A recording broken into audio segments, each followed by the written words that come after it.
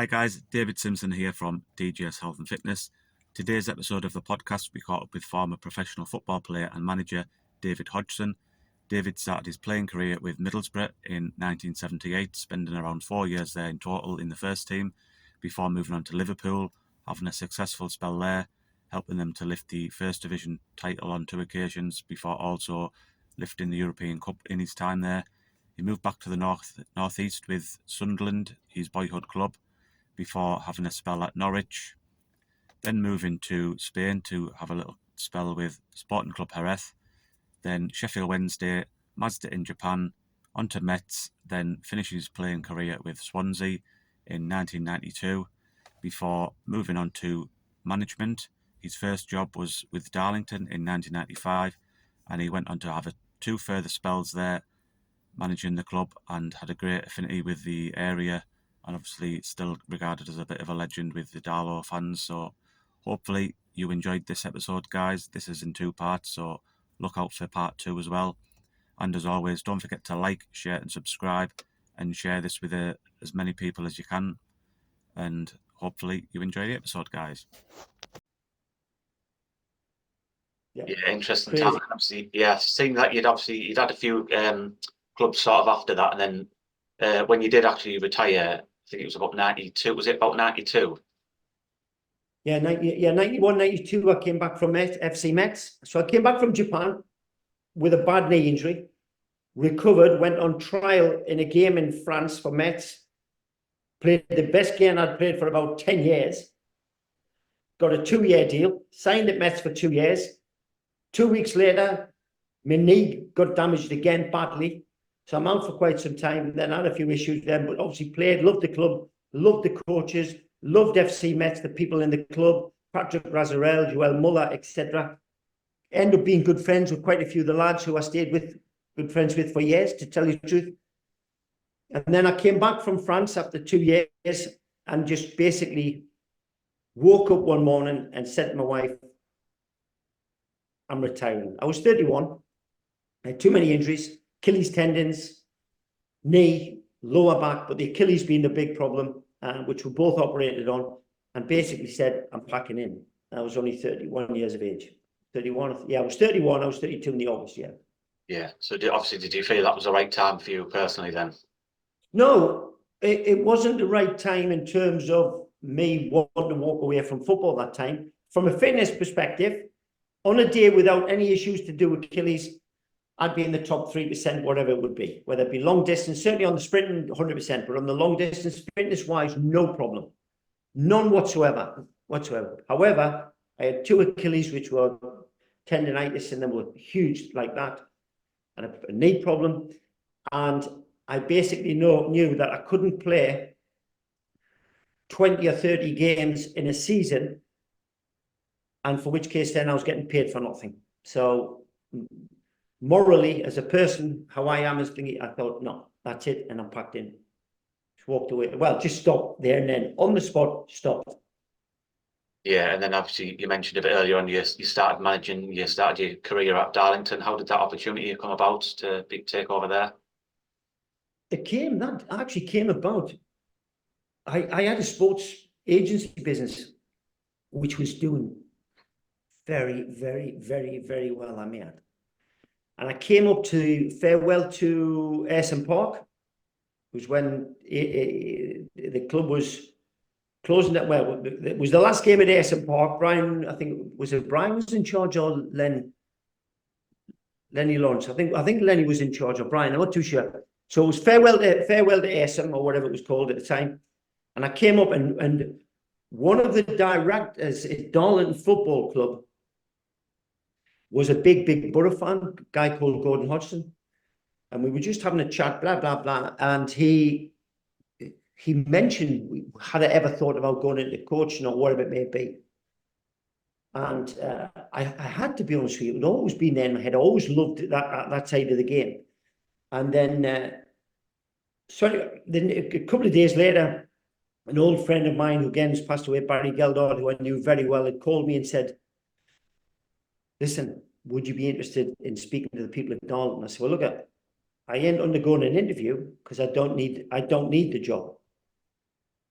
but I'll speak to them about why you would take a job, but in an interview. So that's what took place. And they asked me, actually, I'll tell you why they gave me the job. They didn't have a Scooby-Doo if I could coach or not. They had no idea what my communication skills were. They didn't have a clue. The only thing they were interested in was, did I have the ability to sell players and find players? And because I was an agent who had the ability to move players on, that was the only reason I got that job. Yeah. And it was fate for me at the end of the day, because I remember sitting with them saying, listen, as long as they've got one leg, I'll sell them. And that's basically how I got that job at Darlington Football Club to start with, yeah. Yeah, so how do you view your first spell there then? Because you obviously had a few spells there, didn't you? I had 3 spells. So the first spell was very traumatic in terms of finding out when I agreed to sign that we couldn't sign any players. Secondly, Mark Proctor, who was originally coming with me, done a U-turn. Jim Platt came in with me. It's like assistant manager. We classed it like a dual coach role or something, but it wasn't. I was a manager, Jim was assistant. So took over a club, found out we can't sign anybody, find out that we've got 4 previous managers still on the wage bill. So there was like this huge financial issues going on and blah, blah, blah. Anyway, to cut a long story short, at the end of the deal, I signed 3 players. I signed a young lad called Philly Brumwell from Sunderland, a lad called Mark Bernard from Rotherham, who lived 5 doors from me in Sheffield, where I lived in Todwick, and I signed Gary Bannister, former under-21 teammate, albeit only played once with him in England, but a player who I knew was exceptional for that level, 100%. So they were the 3 signings, all 3 transfers. I paid Gary Bannister's wages for the first month or so because the club couldn't afford it. And then sold Adam Reid to Blackburn Rovers, brought in the transfer fee, paid off the managers who were still on the debt of the club. And then that allowed me to go about putting the team together and go off to a good start. First game, won away. There's lots of things took place before we got that, but we won't have enough time to talk about it. Won away against Exeter, first game. Always remember that, 1-0. Paul Olsen scored, midfielder. And then we had a run of a couple of draws, blah, blah, blah, blah. And then I put the entire team, every single player on the transfer list. Everyone. It caused absolute mayhem with the players, with the club. The media were down, TV cameras were down, etc., etc.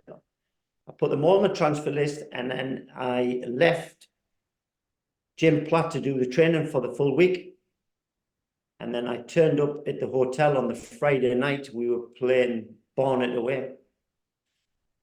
Came in to speak to the players. Got a load of bottles of wine, lots of bottles of beer, lined them up in the bedroom, told the boys to have a drink. Some of them said, oh, can't drink before a game. I said, well, did you have a drink last week? They said, no. I said, well, have a drink this week. Because last week you didn't do anything. So you may as well have a goddamn beer because you ain't going to change a thing. So I got them, had to give them all a drink. I sat down with them and I said, right, listen, I put you on the transfer list, every single one is for one reason only. To prove to you that nobody in football wants to sign you. Nobody has come in for one of you players, not one. Not a phone call has come in for any one of you. But here I am. My best attributes is the ability to make judgment on players. I'm telling you, in this room now, 3 or 4 years will go on to play at the highest level. And the rest of you will stay in football and make a living. But that is only going to come about if you start understanding and believing that when we go out, we have all the capabilities of winning football games. You've got a losing mentality. You don't believe you are anything better than where you finished up last season, which was second bottom of the league in Division 2 or whatever it was back in the day, 3. Okay? And a lot of other things were said, blah, blah, blah. And I said, I'm going to walk out this door now, this room, I'm going to go downstairs. I said, Andy Crosby was captain. I said, so Andy, this is the deal. I'll go downstairs. You all have a talk. And if you want me to stay, come downstairs and tell me. If you don't want me to stay, don't come down. I'm going to be there an hour. I'm getting the car, drive all the way home. Don't have a problem with it. I'll go back to my old job and I'll have a nice life. So I left them with it. Half an hour later, Crosby come down or whatever it was and said, Gaffer, the lad said, you've got to come back. So I came back upstairs, sat with him, had another talk with him. We went on a run of 7 or 8 games on the bounce, won. So we were now sitting 4th or 5th in the league. We played a big FA Cup game against Rochdale away. I got an offer from Notts County for a goalkeeper called Mike Pollitt on the Tuesday the Wednesday. I declined it because the FA Cup game against Rochdale was very, very important. If we win that, we're into the big hat. Yeah. Okay. And on the Thursday, I came in to training. I was in Sheffield, drove up, and as I got there, Jim Platt was waiting. He said, we've got a problem. I said, what's happened? He said, the club have sold Mike Pollitt. I said, the club sold? You got it anyway. So I went in to see the club secretary, whatever he was, director, Steve Morgan. Happened to be a nice guy in the end, but at the time didn't like him at all. What have we done? He said, well, I know you agreed to deal with them, and it was after the cup game before he said, well, we can't afford it. We have to sell them now. We didn't have a goalkeeper. So I signed John Burridge on loan from Newcastle. So I made the decision that either I get control of the club on all decision making, or I walk. So Jim was supposed to resign with me. So I handed my resignation in at half time as the players were going down the tunnel. So the players didn't know about it. They had no knowledge that I was actually threatening to resign. Not threatening, I resigned. Jim was supposed to come with me. Jim didn't. He'd done a U-turn, which wasn't good, but however. So I left the club, and then on the night, on driving home after the game, we drew 1-1. I think the game was 1-1 at Rochdale. So it was a replay. And on the way home, the draw came up. We only drew Liverpool away. So that draw if we beat Rochdale, that Liverpool game gives us the revenue for the remaining part of that season and beyond. Yeah. Guaranteed. Unfortunately, I resigned. My wife went to me, you've got to go back. And I said, no, on principle and morals. I said, no, I'm not going. And I didn't go back.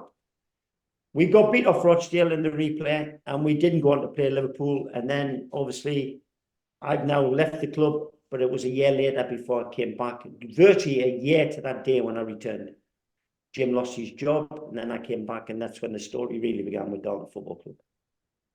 Yeah, like you mentioned there, you kind of went on a good kind of run there, and I've seen that you got to the playoffs that season, and you beat Hartlepool on the way, didn't you, to get to the final against Peterborough? Yeah, no, that was 99-2000 season. That was 95. The 95 season when I left, we went all the way that year to Wembley as well, and got beat off Plymouth. Plymouth, yeah.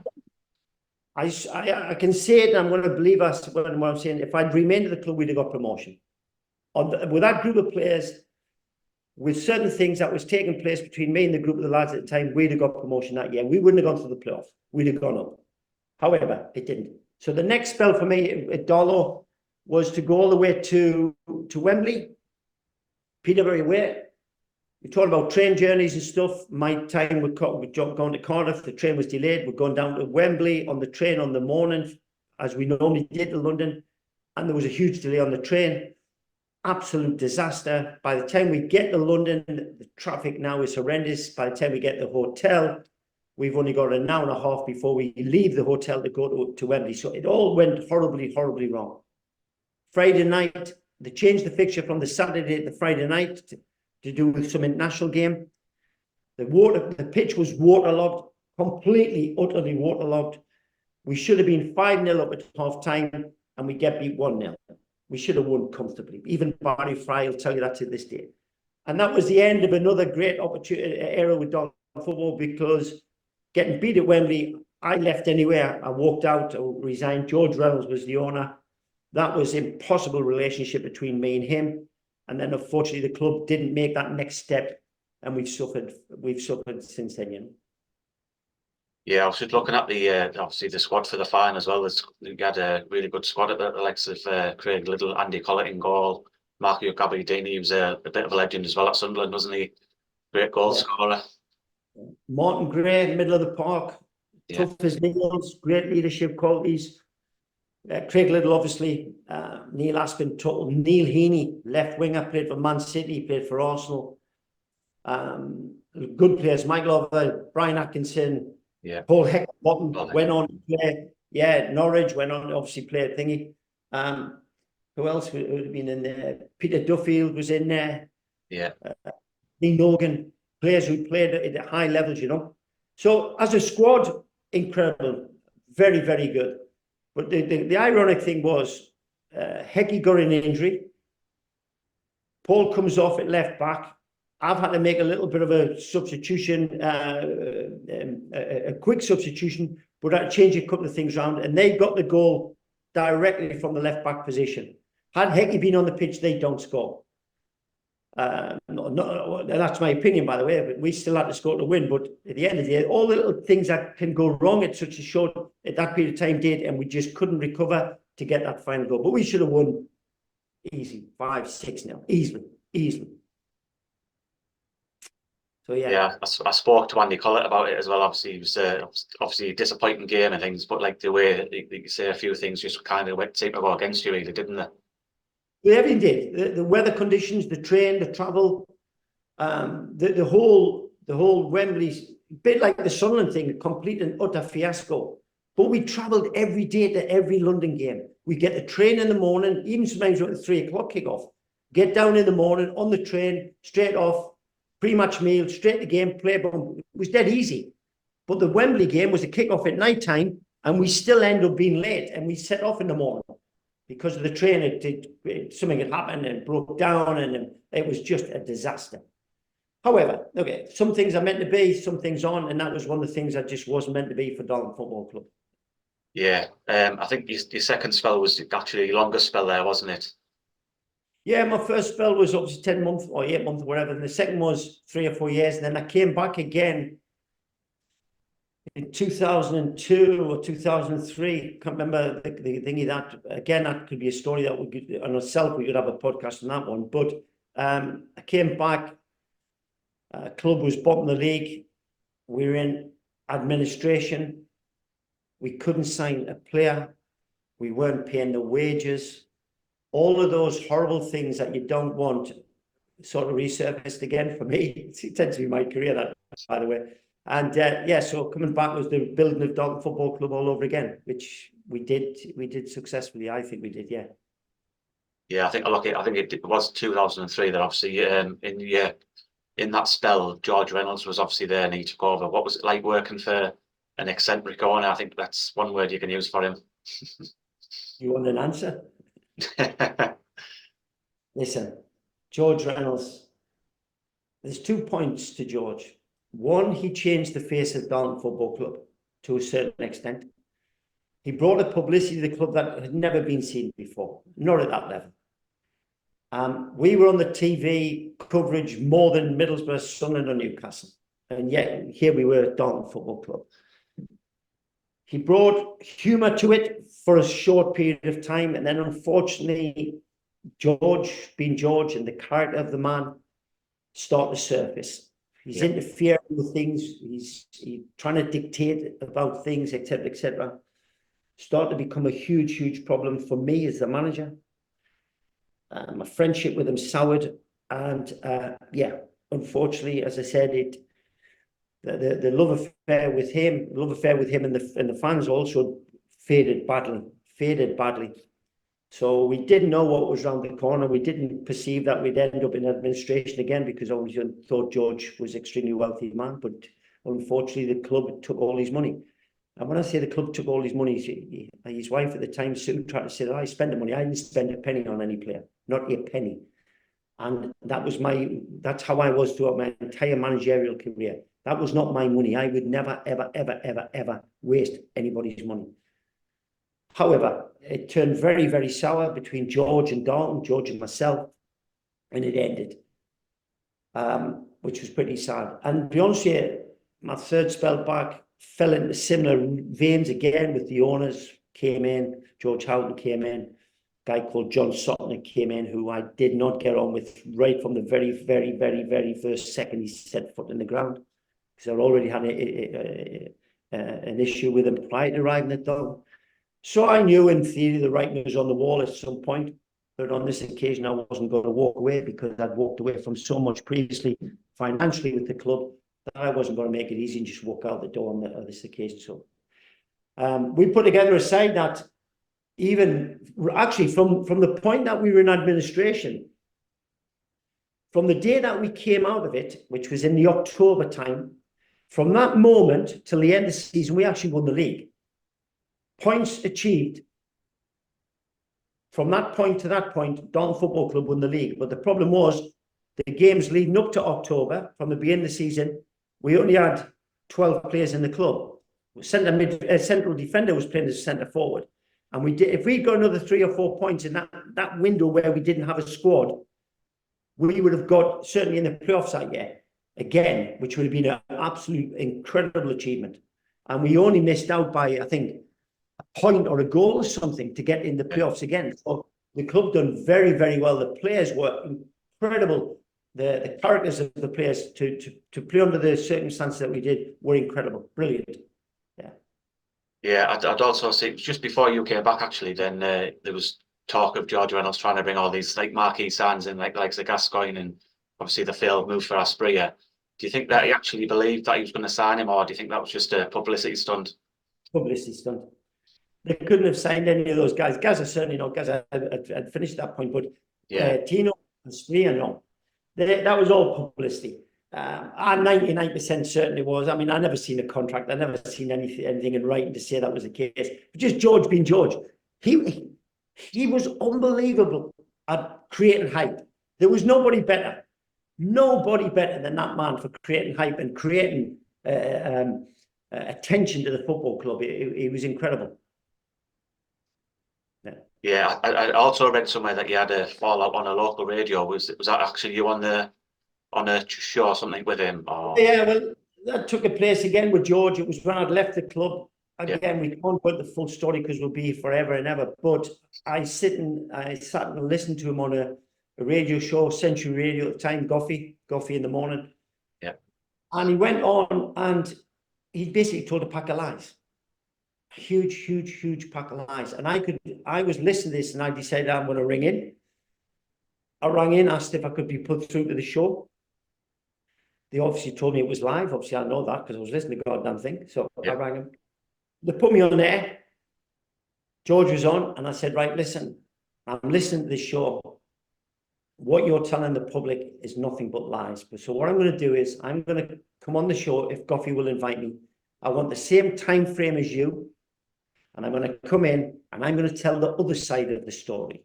Yeah. And that for about 2 months before the eventually show got to the point where I was on, Goffey Century Radio like really hyped it up.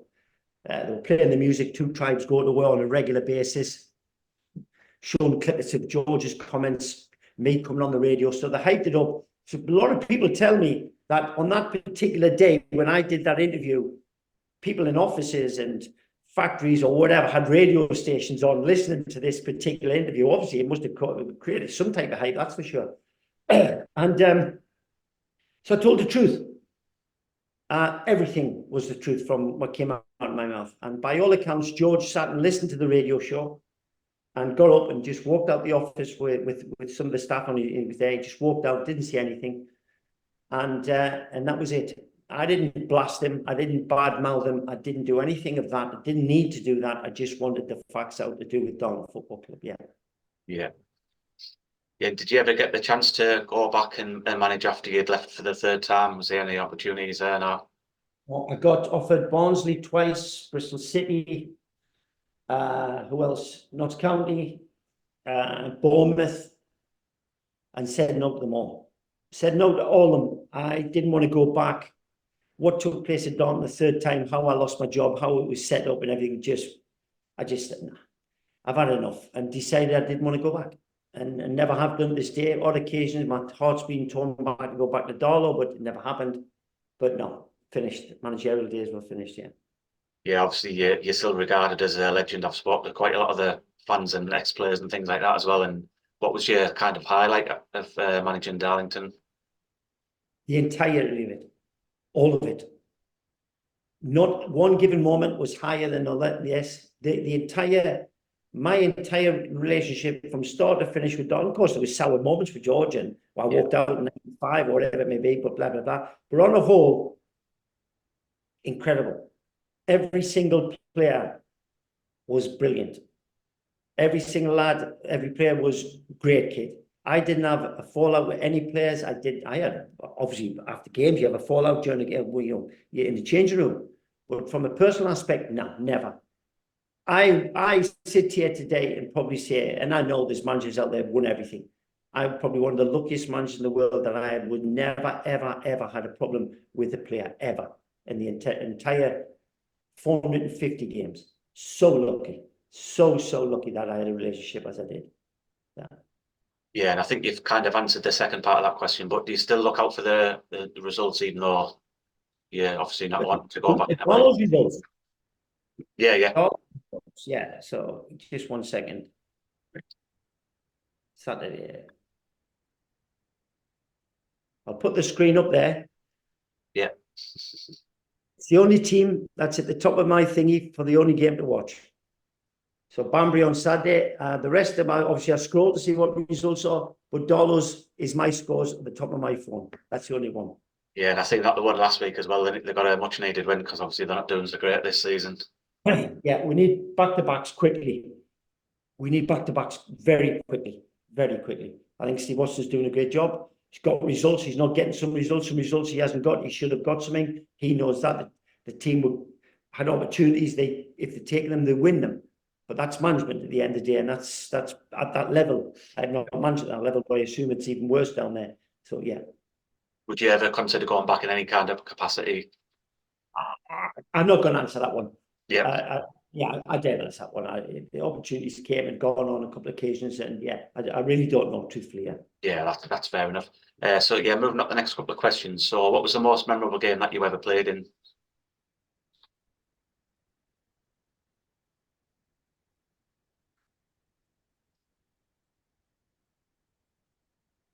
Probably Sunderland FA Cup final. Yes, I played in European Cup finals. Yes, I played in other finals with Liverpool, etc., etc. But when you're a Sunderland supporter as a kid and you're going out to play at Wembley with the Sunderland shirt on your back, then the '85 Cup final with Sunderland is probably the one that stands in my head.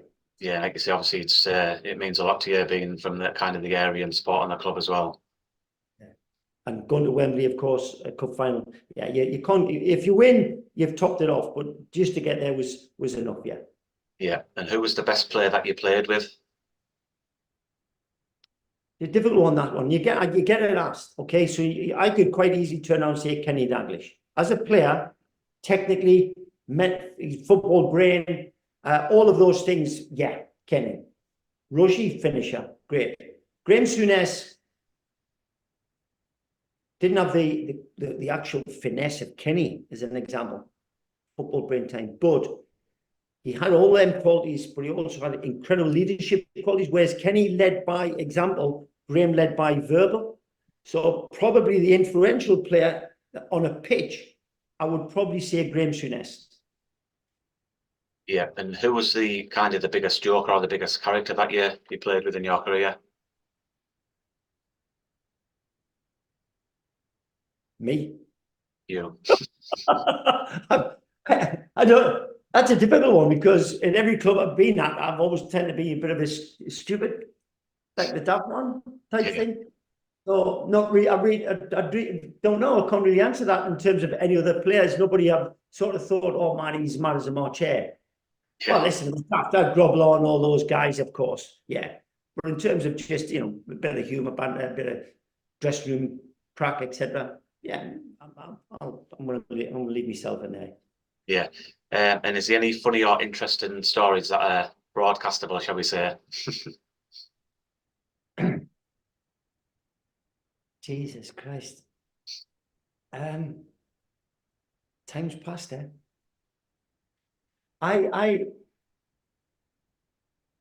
You've caught me on the hop there. I wish I'd read that one on your notes when it came through. I would have had a good hard think. That, to be honest with you, there's none that's technically absolutely hilarious that I can pull out and you think, oh wow, blah blah blah. Yeah. So I'm you're gonna catch me out on that one, and I'm so sorry. All right. I can't think of something which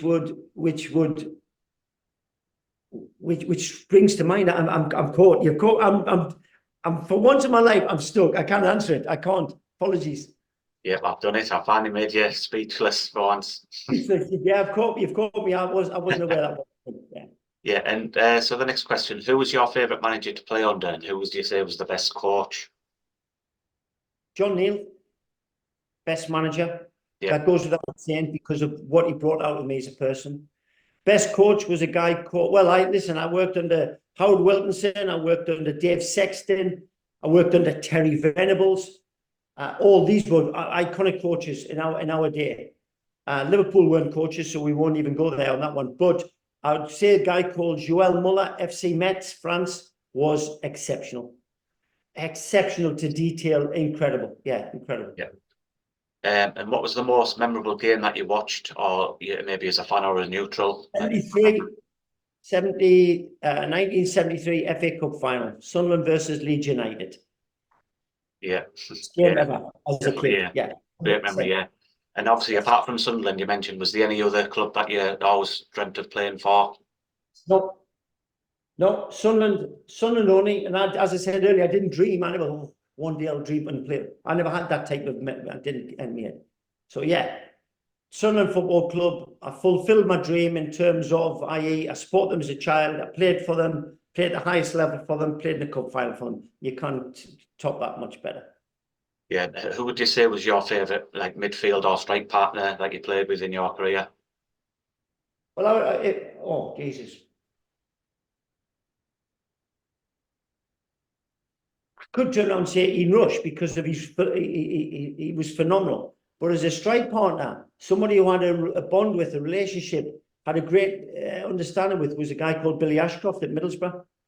So Billy at the time was probably losing a bit of faith with the fans in theory. I came on the scene and me and Billy reignited each other. I did all the work and Billy stood there and scored. So Big Billy Ashcroft is somebody who I had a great relationship with, yeah. Yeah, he's a great guy as well. I've had him on as well also. He's had a great chat with him about his career and stuff.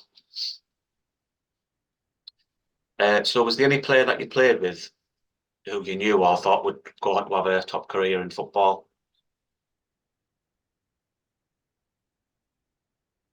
Craig Johnston, if there ever was a player who deserved to be a player for the effort that he put in, I have never ever come across anybody in my lifetime, from a player, from a manager, whatever, that deserves to be a football player more than Craig Johnston. He went beyond the norm to improve himself as a football player daily on the training pitch at Middlesbrough as a kid, to the point he caused himself injury. But no player in my lifetime that I know of deserves to have got the success out of football more than what Craig Johnston did at Middlesbrough Football Club. Yeah, I kind of seen his story as well, and obviously his determination was I think utmost, wasn't it? Really. Yeah, incredible on the pitch, but off the pitch more so. Yeah, incredible. And his career testifies that. He could have stayed for another 5 years at Liverpool, but he left to go home because of his sister. But in my lifetime, I don't think I'll ever come across anybody who deserves to be one more than Craig. Yeah. And looking back sort of for the modern game, who would you say is most like you in terms of like attributes and attitude and that kind of thing? I don't think they have players like us anymore. Listen, don't get me wrong. The way that I played, my style of play was perpetual movement, down channels, closing people down. That doesn't exist in the game. It doesn't exist in the game because the players don't have that what I had to as a player, in theory. It's because of the style of football today and the coaching systems today and the systems that teams play today. So in all honesty, I don't see anybody in the modern game, maybe lower downs, I don't know, but in the modern game, the Premier League today, I don't see anybody who has the perpetual. You could say maybe Almiron at Newcastle, but not because he's not a striker, but he's constantly moving, always on the move, always on the move, always on the move, always doing something or whatever. Okay, I think I had a bit more quality than him when it came to the final aspects of the game, but in terms of movement and constantly running on behalf of his team, maybe Almiron. But apart from that, nobody, and that's not saying that I was new, no, not at all. It's just the game has dictated how players are today. Yeah, different game, isn't it? So is there anyone in the current era or like past era who you would have loved to have played in the same team as?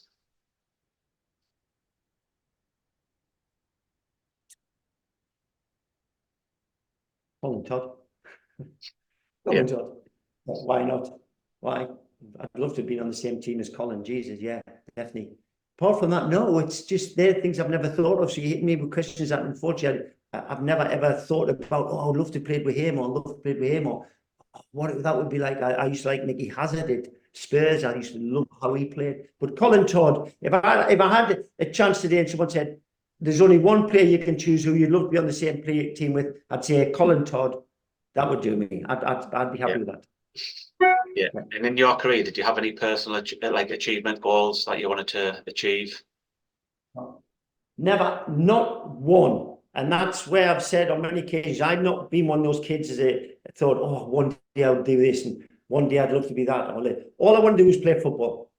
That's all, just play football. And what came with that, when I lined up for England, I didn't go like, oh my God, I'm playing for England. It happened. And that's just how I am. That's how I am as a person.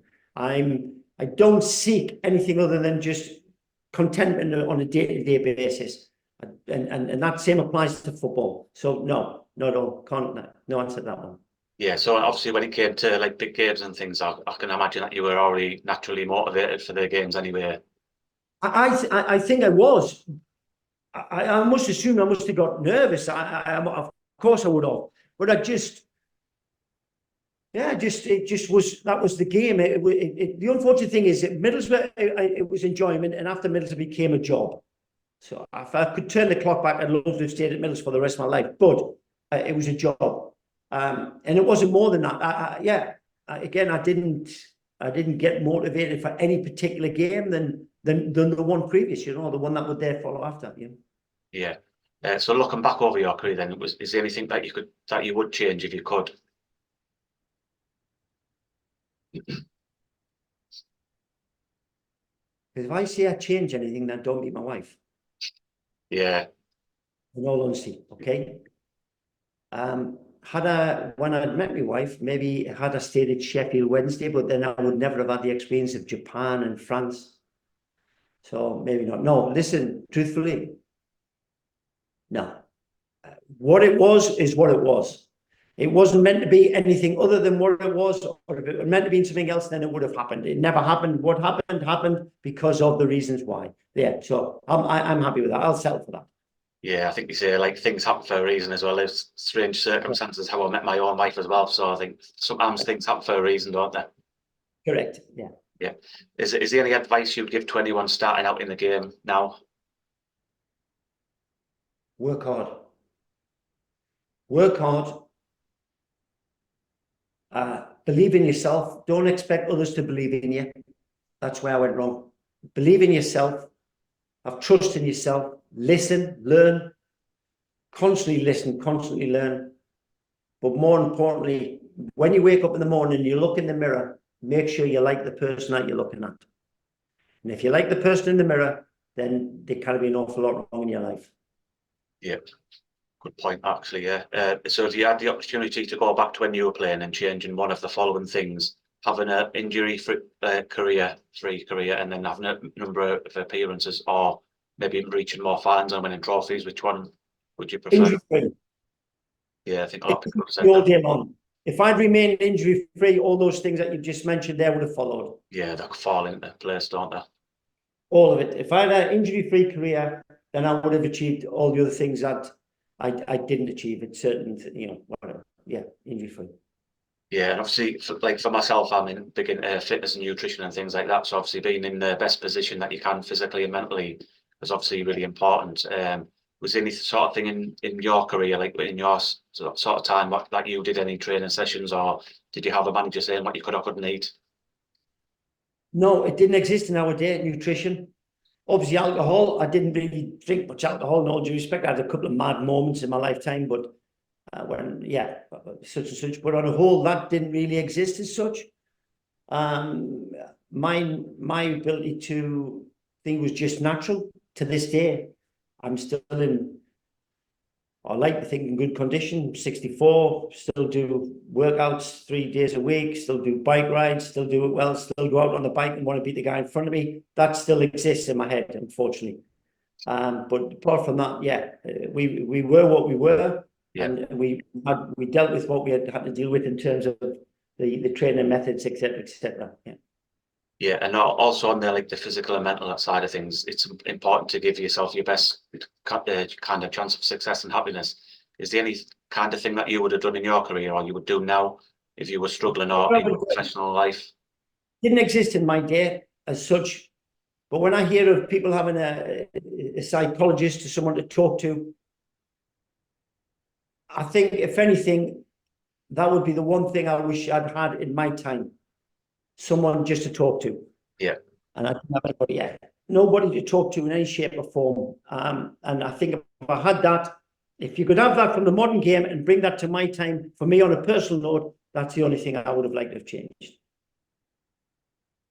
Yeah, that's a great point. Yeah. Yeah. So coming up to the last couple of quick questions now. So Saturday at 3 o'clock or a night game under the lights? Night game under the lights. Yeah, absolutely. Last minute winner or a hat trick? Yeah, but is a hat trick a winning game? Yeah. So say like a 4-3 winning, you score a hat trick. Hat trick winning. Yeah. And this one's a little bit controversial at the moment. VAR or no VAR? No VAR. Yeah, same for me. We'll never go back to not, but no VAR. Yeah. Yeah. Yeah, because it takes too long, doesn't it, really? Night in or night out? No. Night out with the wife, night in with the wife. Back in the day, night out. Yeah. And favourite takeaway? Don't have them. Have one. Don't have one. Don't have one. Don't have a takeaway. Just don't. I live out in the sticks, so they don't come anywhere. So no, don't have one. And Cristiano Ronaldo or Lionel Messi?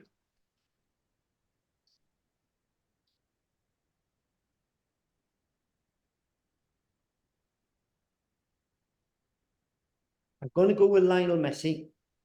Yeah. Because the one thing I just don't like with Cristiano Ronaldo is this, and it's got him to where he is. Don't get me wrong. It's this individual selfishness that he has about him.